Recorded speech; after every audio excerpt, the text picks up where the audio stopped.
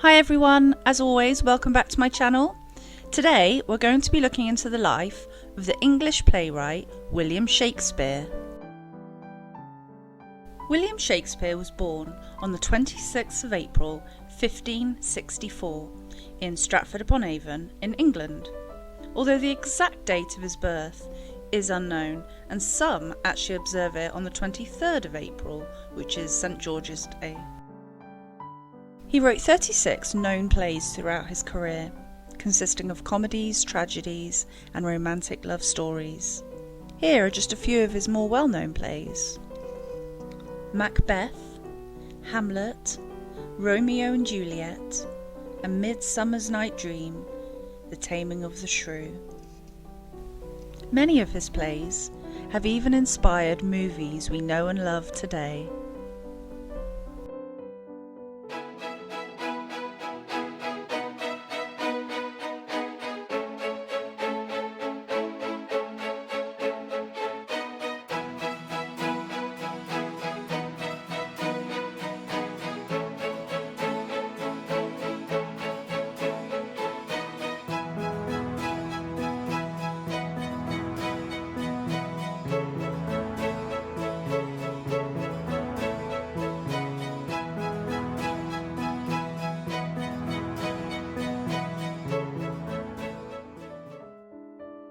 He was the son of John Shakespeare, a successful glovemaker, originally from Stratford-upon-Avon, and Mary Arden, the daughter of an affluent landowning farmer. He was the third of 8 children and the eldest surviving son. Although no official evidence still exists, most agree that Shakespeare was probably educated at the King's New School in Stratford, and that school today is still known as Shakespeare's School. In November 1582, at the age of 18, he married Anne Hathaway. She was 26 years old. She was already pregnant with the couple's first child, and she gave birth 6 months after their wedding. Some speculate that their marriage was a shotgun wedding, forced upon Shakespeare by the Hathaway family. However, Shakespeare offered few prospects. His family had fallen into financial ruin, while Hathaway was from a family in good standing, both socially and financially, and she would have been considered a catch. 3 children were born to Hathaway and her husband: Susanna in 1583, and the twins Hamnet and Judith in 1585. Hamnet, however, tragically died at 11 years old of the bubonic plague and was buried in Stratford-upon-Avon on the 11th of August 1596.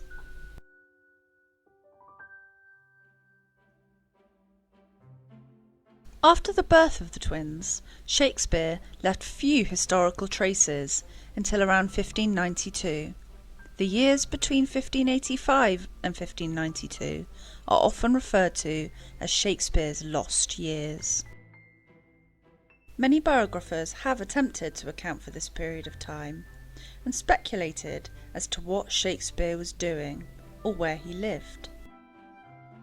From the legend that he fled the town of London to escape prosecution for deer poaching, to the story that Shakespeare was starting his theatrical career but minding horses for theatre patrons in London, or that he was a schoolmaster in Lancashire, but we will never know for sure what he was really doing during these years. Is Holy Palmer's kiss. Have not saints' lips? And holy Palmer's too? I, a pilgrim, lips that they must use in prayer. Well then, dear saint, let lips do what hands do. They pray, grant thou, lest faith turn to despair. Saints do not move, though grant for prayer's sake. Then move not while my prayer's effect I take. Oh! Dave!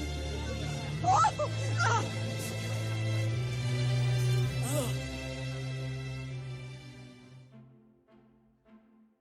It's not known definitively when Shakespeare began writing, but records of performances show that several of his plays were on the London stage by 1592.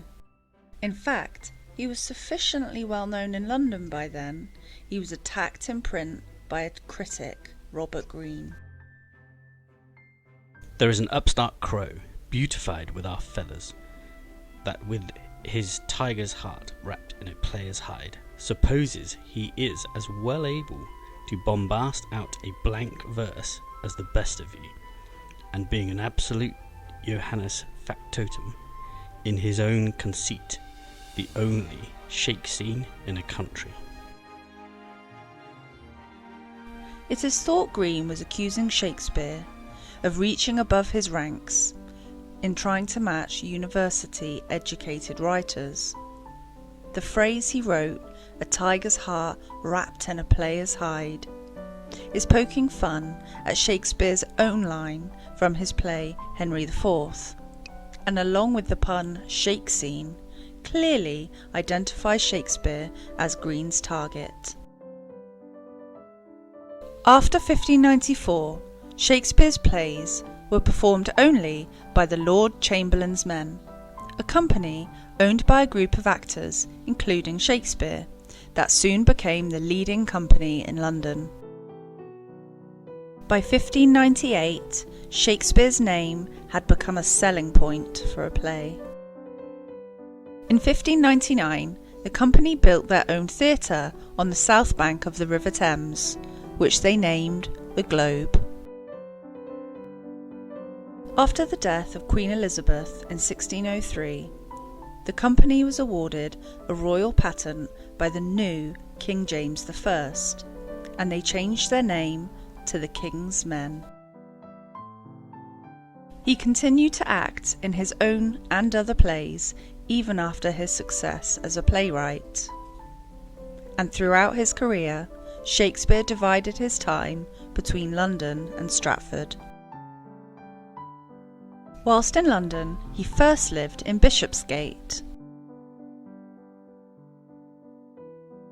He then moved across the river to Southwark by 1599, the same year his company constructed the Globe. By 1604, he had moved north of the river again, to an area just north of St Paul's Cathedral. The plague then raged in London, and the theatres were repeatedly closed during extended outbreaks, a total of 60 months' closure between May 1603 and February 1610, which meant, of course, there was often no acting work. After 1610, Shakespeare wrote fewer plays, and none are attributed to him after 1613. However, retirement from work was uncommon in the 17th century, and even after Shakespeare moved back to Stratford, he still continued to visit London. Shakespeare died on the 23rd of April 1616 at the age of 52. He died within a month of signing his will, a document which he begins by describing himself as being in perfect health. There are no surviving official records that explain how or why he died. He left the bulk of his large estate to his eldest daughter Susanna, under stipulations that she pass it down intact to the first son of her body. His youngest daughter Judith had 3 children, all of whom died without marrying. Susanna had 1 daughter who married twice but died in 1670 without children, ending Shakespeare's direct line. Shakespeare is buried inside Holy Trinity Church in Stratford-upon-Avon alongside his wife. And carved upon his grave includes a curse against moving his bones.